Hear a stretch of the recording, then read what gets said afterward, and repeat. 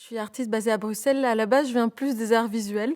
Donc j'ai fait des études, à Bruxelles et puis à Berlin, d'art visuel, art des médias et cetera, vidéo et puis cinéma. Et puis ensuite, j'ai fait le Frénois en France, donc à Tourcoing, où j'ai réalisé 2 films.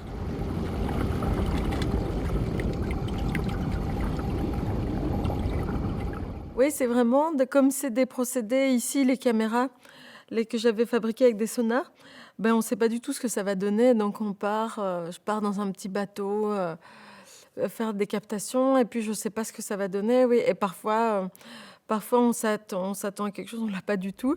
Et puis tout d'un coup, on a une surprise qui arrive ou un objet non identifié qui arrive, qu'on perçoit.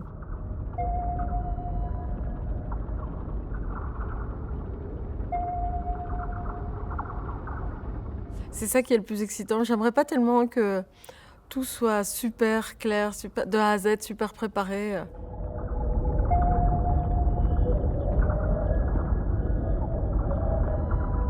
Je pense qu'à certains moments, il peut être vu. Je crois que c'est paradoxalement, il peut être vu, il peut être incarné.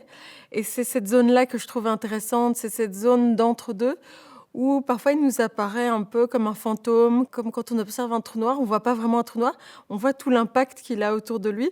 Et c'est un peu ce travail en périphérie d'observer ces choses qui m'intéressent et qui m'ont toujours fascinée. Je trouve ça intéressant aussi, tous ces mystères ou ces choses auxquelles on n'a pas accès, et comment les aborder. Ça m'a toujours hantée, je pense.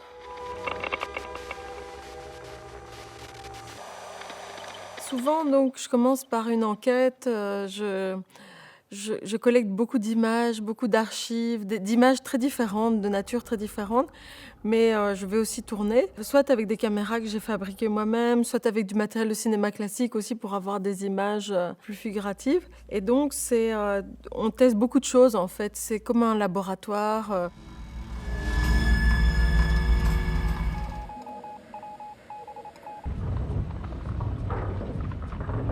On va tourner avec certaines lignes, mais on se laisse beaucoup surprendre aussi par les accidents. Par exemple, justement, dans Podesta, à un moment donné, pendant le tournage, on a eu une grosse tempête en Irlande quand on filmait cette île. Et on a eu énormément de mousse, on a eu des grêles, etc. On a eu des conditions climatiques complètement dingues. Et ça a complètement, à certains moments donnés, flouté, ça a fait trembler la caméra. On a eu des bugs dans la caméra à cause de ça et on a gardé ça justement. C'est aussi la joie de se laisser surprendre en tournage ou en cherchant du matériel. Donc c'est un peu de manière expérimentale. Et puis au montage, c'est une grosse étape à travers tout ce matériel amassé. Comment aussi jouer là-dessus, à travers le montage, de ne pas en dire trop non plus, de garder à travers les coupes, allez, en dire mais pas trop, quoi. C'est aussi l'équilibre de ça. Au départ, pour moi, on est comme c'est la naissance d'un objet spatial, donc c'est sa fabrication. Mais je mets déjà une atmosphère funéraire comme ça dans sa fabrication. Il y a comme un linceul, il y a quelque chose de funéraire dans la manière de filmer. Et à ce moment-là, je voulais que d'un coup, le point de vue de cet objet spatial, le point de vue de la machine ressorte et devienne plus vivant, paradoxalement. C'est un moment où on commence à perdre l'humain, mais il y a quelque chose de plus vivant à la fois à l'image.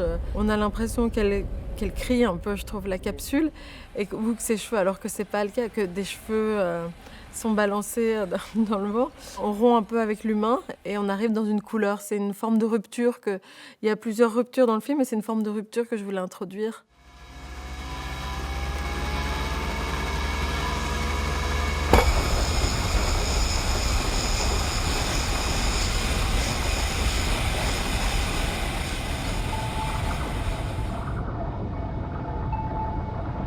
Moi, j'ai collecté beaucoup de sons liés à l'océan, à l'espace, et on voulait un peu inverser, comme on part vraiment d'une chute de l'espace vers la mer, et on voulait parfois inverser les choses, créer une tension narrative. On a mis certains sons liés à l'océan au moment où on tourne dans le centre spatial, et inversement, il y a des sons de l'espace quand on arrive dans l'océan, pour que ce soit plus organique, pour créer ce lien organique entre ces deux extrêmes, ces deux inconnus. On a créé plein de sons, on a expérimenté, on a fait du bruitage aussi. J'ai eu de la chance d'avoir un bruiteur aussi qui a travaillé pour moi avec plein de choses aussi. On a créé des sons, donc c'est un mélange de plein de sources aussi. Je préfère vraiment quand c'est projeté en salle par rapport à des musées ou sur l'ordi. En salle, oui, on a travaillé au Fresnoy sur le 5.1. On a fait plein de réglages. On est revenu en salle le réécouter. Et maintenant, le son, j'envisage presque quand j'ai le projet en tête, j'envisage même le son presque à l'égalité de l'image. Et je fais toute une recherche sur le son pour le dossier du film que je fais maintenant.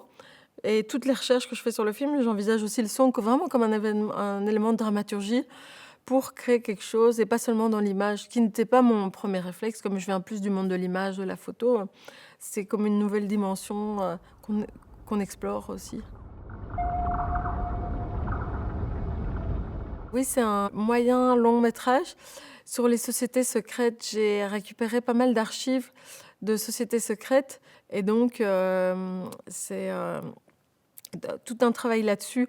Après, un peu moins documentaire, ce sera plus fictionnel, mais c'est en développement. Pour l'instant, je suis un peu dans la phase de développement, de me documenter beaucoup. J'ai pas encore mon axe précis, j'ai plus des intuitions.